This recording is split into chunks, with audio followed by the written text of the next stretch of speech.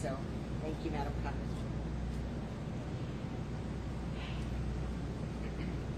The number of confirmed deaths remains the same as last reported, 24, but now 23 of those next of kin have been notified.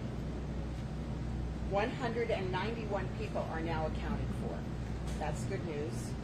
121 are still unaccounted for. I want to remind you that the detectives are continuously updating this list, so the numbers are fluid, subject to change. As I mentioned earlier, we're continuing to move forward with due diligence and with setting a specific timeline for the demolition. We don't have that for you yet. Search and rescue does have to pause temporarily while the demolition preparation is underway, and that there is threat to the standing building that is posed to the first responders, as we've told you. So preparation includes activities like drilling into columns in the unsafe structure. So it has been determined by our engineers and our fire department in constant communication with the demolition team as the process is underway that we need to put a temporary pause, and we are continuing to receive updates about the condition of the standing structure, and we will begin the search and rescue once again on any sections of the pile that are safe to access as soon as we're cleared. The decision to move forward with the rapid control demolition has impacts on the NIST investigation, which you've heard about, the federal team. They're mobilizing with great haste to capture all possible information prior to this building coming down. And that is going to be critical to the research and investigation and final report about this building and the causes. So the National Science Foundation has now joined our team. They are here with 3D imaging and LiDAR with drones, and they're capturing as much detail as they can about the structure while it's still standing. It's going to be 3D displays that will help us as we continue to evaluate all of the evidence, and they are evidence tagging and documenting as they're going on, and this is moving very smoothly, and we're very grateful once again for the addition of this tremendous team. We continue to closely monitor the storm and the possible impacts from now Tropical Storm Elsa. A tropical storm watch was declared for portions of the Florida Keys, but not yet for Miami-Dade. That's good news so far, and we're hoping that we can hold. And to our community, we urge you once again to ensure that you are prepared in the eventuality of a tropical storm here in Miami-Dade County. There does remain uncertainty on the storm's forecast and path, so please stay safe throughout the weekend. This morning I signed an emergency order to ensure that our county departments can mobilize everything they need in preparation for a possible storm arrival. And you can access all the updates and all the information, everything you need to prepare at our website, miamidade.gov/hurricane.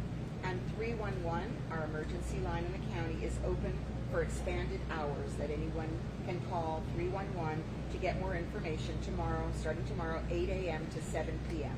So please feel free to call. Our temporary operation team will also be temporarily relocating to the Emergency Operations Center in Doral, and I'll be there tomorrow morning as we prepare for the storm. This media tent will be broken down in preparation. So you are free to remain here in the staging area outside the secure perimeter, which will remain, and press briefings will continue as previously scheduled. So far at 11:30 and 5:30 unless further notice, but we will come to you here for media briefings, and of course you can also come to the EOC for storm-related briefings. And we'll let you know if there's anything else scheduled. I also want to make a note here related to the dump trucks. Many of you have seen them transporting evidentiary debris from Surfside to another site. These trucks do not signify that we are no longer focused on search and rescue. Everything that they're trucking out of here is in fact critical to our investigation. It is evidentiary debris. So it's our way of putting it to a site where we'll be able to comb through it and better determine what we need to do a deeper dive into what happened at the site by combing through the evidence at this other location. So once again, I know you join me in thanking our heroes and sheroes for the extraordinary work that they've done these last 10 days, risking their lives to save lives on the pile in this community, coming from all over the state, the country, and the world. We are so incredibly grateful for everybody standing with us and holding us in your arms. Buenas tardes a todos. Nuestros esfuerzos continuaron durante todo el día. El número de muertes confirmado sigue siendo el mismo, 24, con 23 de ellos ahora identificados y los familiares notificados. Se contabilizan 191 personas, que es buena noticia, una muy buenas noticias, lo que es y 121 que están todavía desaparecidos. Quiero recordarles que los detectives están auditando continuamente en lista de personas potencialmente desaparecidas para que las cifras sigan cambiando. Como mencioné anteriormente, continuamos avanzando con nuestra debida diligencia y estableciendo un cronograma específico para la demolición, la búsqueda y el rescate si se tiene que detenerse temporalmente mientras se realiza la preparación de la demolición. Dada la preocupación por la amenaza que representa el edificio, en pie para los primeros en responder en el sitio, ya que la preparación incluye, por ejemplo, perforar columnas en la estructura insegura.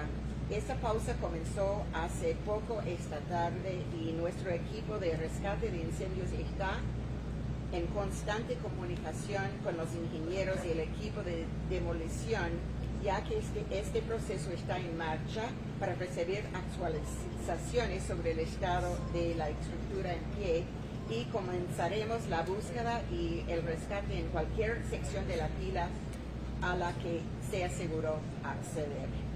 Continuamos monitoreando de cerca y preparándonos para cualquier posible impacto de la tormenta tropical Elsa.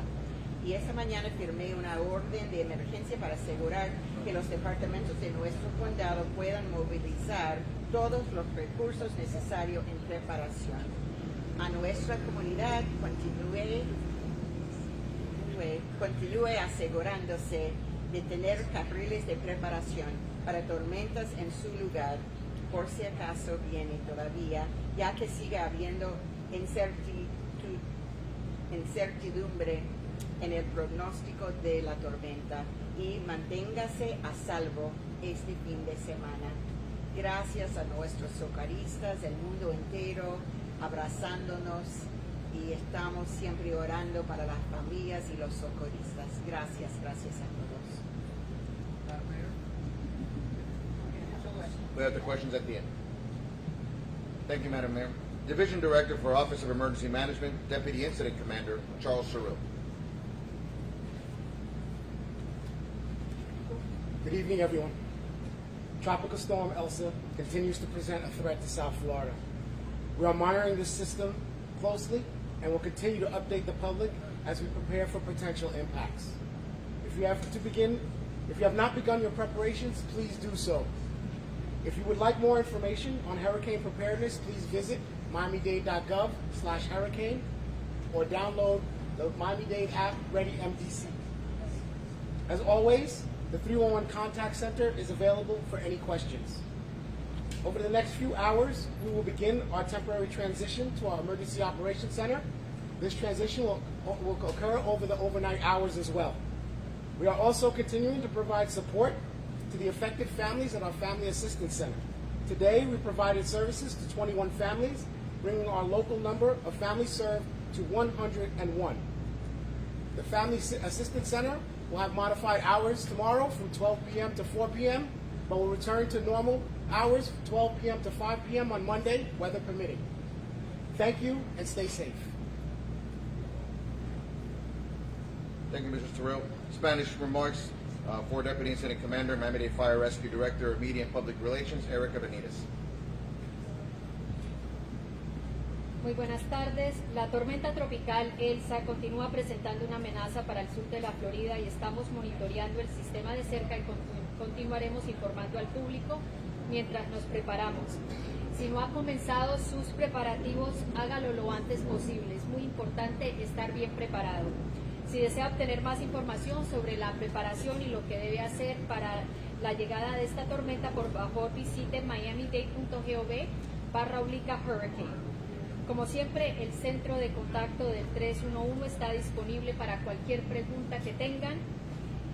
Durante las próximas horas comenzaremos una transición temporal a nuestro centro de operaciones de emergencia en El Doral. También continuamos brindando apoyo a las familias afectadas en nuestro centro de asistencia familiar y hoy brindamos servicio a 21 familias adicionales, lo cual eleva nuestro número total de familias atendidas a 101 familias. Gracias. Gracias, Erika. Surfside Mayor Charles Burkett. Good evening. This afternoon I was at the community center and wanted to just let everybody know that it has been transformed into a 24-hour-a-day facility and restaurant for all of our police, fire rescue, support employees, and all other affected persons. The food is amazing, as is the love and passion of all the volunteers running this operation. It's truly inspiring, and I urge you all to stop by and take a look. I was also up with the families for the 5:30 briefing today, and they were updated in detail on the impending demolition, which includes the status of the rescue operation. I've had several calls from concerned residents about the impact of the demolition on neighboring properties, and I don't believe that given the plan to demolish the building and contain the debris, that any of our Surfside properties would be impacted. I've had questions about the makeup of the environmental concerns about the makeup of the debris that had come down from the building. We had that debris tested by ECS Mid-Atlantic, which were hired by our structural engineer, KCE Structural, and the findings were that there were no significant issues after testing the building debris. Lastly, I have recently acknowledged the amazing work being performed by the Miami-Dade Fire and Police. I want to also recognize the multitude of municipal police and fire departments who are also lending an indispensable hand, but also including my hometown Surfside Police Department and all of our town employees. They've worked tirelessly with love and compassion, as have all the others I have just mentioned, and I am very, very proud of all of them. Thank you. Thank you, Mr. Mayor. And on behalf of the Miami-Dade Police Director, Freddie Ramirez, an important reminder that regardless of the logistical changes, for the safety of everyone, this area will remain a restricted area. El director Alfredo Ramírez del Departamento de Policía del Condado Miami-Dade quiere recordarle que no importa de los cambios logísticos que ocurran acá, esta zona permanecerá una zona restringida para la seguridad de todo el mundo. Our Creole translator now, Yvonne Morisot.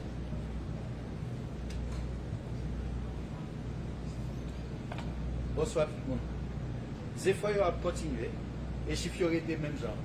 24 personnes qui nous joignent, là dedans il y a 23 qui familles qui ont aidé nous à identifier et famille ça nous a annoncé ça. 191 personnes qui étaient toujours nous pouvons capable compter et que nous capables de compter et 121 là-dedans on a cherché toujours. Nous continuons à avancer à préparation pour démolition, gens qui nous ont annoncé là pour édifice là qui posait un danger pour secouristes nous. Nous continuons à monitorer cyclone qui a avancé rapidement sur nous et nous demander toute communauté pour faire préparation et puis tout pour être vigilant. Nous capables aller dans Miami-Dade pour plus d'informations dans miamidade.gov et ou bientôt les 311 côté qui est capable de répondre toutes questions que nous gagnons de 8h du matin à 7h du soir. Merci en pile. Il a été ouvert de 7h dans jeudi qui 7 avec le 8 puis capable d'être ouvert de 8h du matin à 7h du soir, puis capable de répondre à toutes questions que nous avons posées. Merci. Thank you, Mr. Morris. So, Miami-Dade Fire Rescue Deputy Fire Chief Arthur Holmes is going to be available for answer questions once the questions begin. We're going to begin our questions and answer session. Please raise your hand, address your speaker, and only when you're called upon. Ma'am? The Honorable Mayor Pablo, please. You mentioned a temporary stop down in order to prepare the building for the eventual demolition. When did they stop search and rescue? How much time have they told you to prepare the building, and at what time are they planning to take? Yes, let me just confirm exactly the time. So there was a temporary pause at 4 p.m. today, and we're waiting on instructions from the engineers who are inspecting for the results of what they've already been doing, the drilling, as I mentioned before we can safely resume. Pros? Christian. Kristen, I'm sorry. Mayor, what was the feedback from the engineers that were working the site? And also, do you have a shorter time frame exactly of when the demolition will begin? Well, we're still very hopeful that we can do the demolition before the storm. Of course, we're also hopeful that the storm is going in another direction. But we are proceeding as quickly as we possibly can. Are we talking tomorrow afternoon, tomorrow morning? We're hopeful, but we don't have a definite time at this time. What time did you cease operation? 4 o'clock. We said 4 o'clock. Yes. Pay attention. Will any buildings at all need to be evacuated for demolition? The East Tower, North Tower, any buildings at all need to be evacuated for demolition? As of this time, the instructions are no, that we will not need to evacuate any buildings. We actually have already evacuated this to the south and to the north. Those would be evacuated. We're been using the south building as a temporary site for the first responders to go in and out of the lobby, but we would clear that area. Champlain East is not been evacuated. There's still a lot of people in there. That's fairly close. No, we're not evacuating. There'll be a perimeter, and that will be announced, but it should not, as Mayor Burkett said, it should not impact people in the area. Mostly, we're going to be dealing with the empty lots, which will be cleared out. Spanish media over here. ¿Tiene idea cuánto tiempo va a durar la operación y en qué consiste? ¿Hacia va a ser hacia un lado de la calle, va a ser hacia las bases del edificio para tener un poco más idea de cómo? Sí. Lo que sabemos ahora es que ellos pueden hacerlo en una manera en que toda cae muy cerquita al edificio y no va a tener mucho impacto en el área. Y el tiempo de demolición sería muy corto, no sé exactamente. Over here, and then followed by Christine. There were reports that the structural engineers that have been hired by the city of Surfside had seen indications through the photos and through examination that maybe there was not enough steel reinforcement on. Can you So- comment on that? Yes, so any of the questions regarding the building and its conditions beforehand would be the subject of Surfside. That they were responsible for that building, and if you'd like the mayor to answer. Mayor Burkett? Sorry? The question about, well, Yes, ma'am?